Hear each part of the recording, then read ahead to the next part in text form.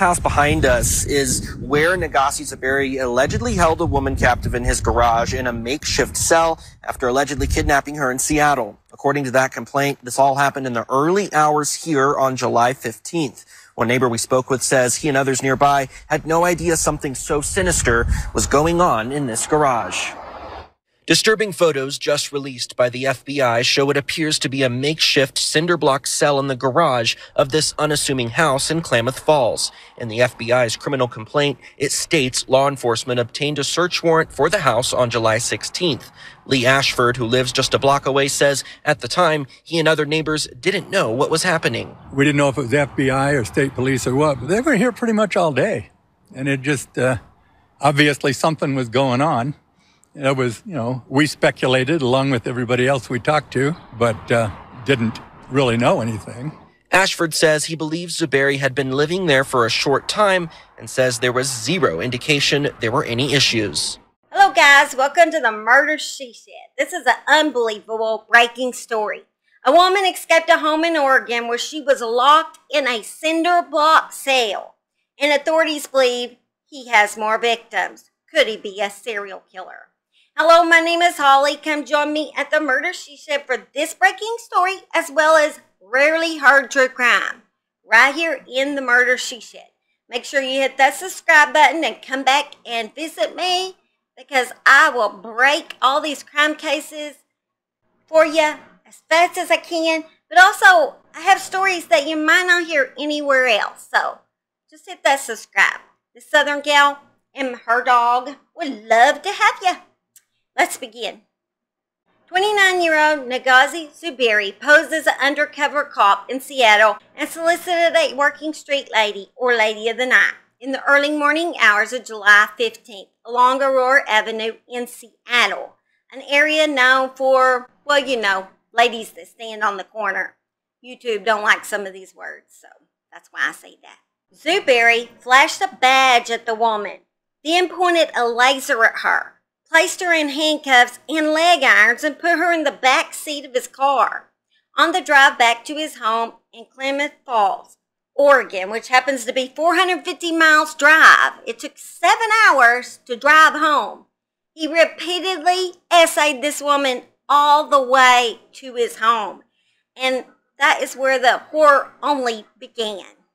After he arrived at his home in Klamath Falls, he locked her in a cell he had built in his garage out of cinder blocks. It was complete with a metal door that had been installed backwards so that it couldn't be opened from the inside. There was also an exterior door, and the cell had been built to be soundproof. She slept for a bit and then realized she would likely die if she did not try to at least escape. She banged against the door. She bloodied and bruised her hands trying to get out, but she finally managed to open it. She was able to break free. She ripped a metal screen off of it and crawled out.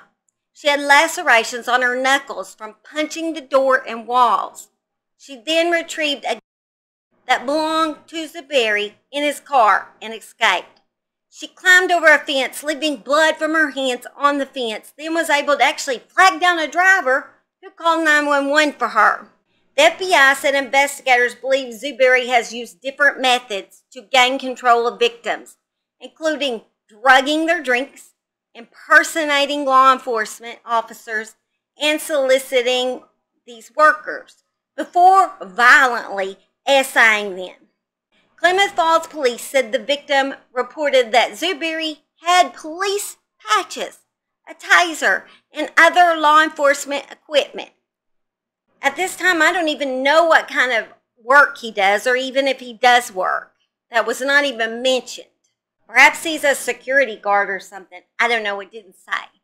Some of the counters may have been filmed to make it appear as if the assaults were consensual. The victims are threatened with retaliation if they notify the police. In his house, authorities seized notes that were handwritten and included a sketch of an underground structure with foam insulation and waterproof concrete. Basically a drawing of maybe the cell was going to be built, and maybe this wasn't his permanent cell. I'm not sure if it was a better cell that he had wanted to fix up, or if it's a cell. It doesn't sound like the one he actually had right then. One of the notes found featured the title, Operation Takeover. And a to-do list, leave phone at home, make sure they don't have a bunch of people in their life. You don't want any type of investigation. Nevada State Patrol officers tracked Zuberi down at a Walmart parking lot in Reno, Nevada the next day, July 16th. He was in his car holding one of his children in the front seat while talking to his wife, who was standing outside the vehicle. He initially refused to get out of the car when the officer asked, and instead cut himself with a sharp object and tried to destroy his phone. I guess he held his child as hostage for a little while. You know, he'll do anything if he'll do that. But he finally surrendered to police. The wife was questioned, neighbors were questioned, but haven't heard any information about what they said. Surely the wife didn't know about any of this. Was he telling her when the police showed up because he knew he was caught? I don't know. But he had went and visited his wife. Did his wife live in Reno? Because I'm so confused. If he lived in Oregon, was it his wife he was still married to? It didn't say. Were they separated? I don't know. But it seems like they didn't live in the same place. So that was confusing to me, and no answers were given about that. It always amazes me that the wives know nothing. The home where Zuberi held the woman in the garage is owned by Klamath Falls Mayor Carol Westfall and her husband Kevin Westfall. The freaking mayor. Of course, they evicted him after his arrest. Zuberi faces federal charges that include interstate kidnapping, and authorities said they are looking for additional victims after linking him to violent essays in at least 4 more states. So at least 4 more women were essayed by him. He has lived in multiple states since 2016, possibly including California, Washington, Oregon, Colorado, Utah, Florida, New York, New Jersey, Alabama, and Nevada. He's also known by different names, and I'm probably not going to get them right. But he's also known by the name Justin Joshua Hayek, Sakima Zuberi, and Justin Kouassi, something like that. He's expected to appear in court in the coming weeks after being returned to Oregon.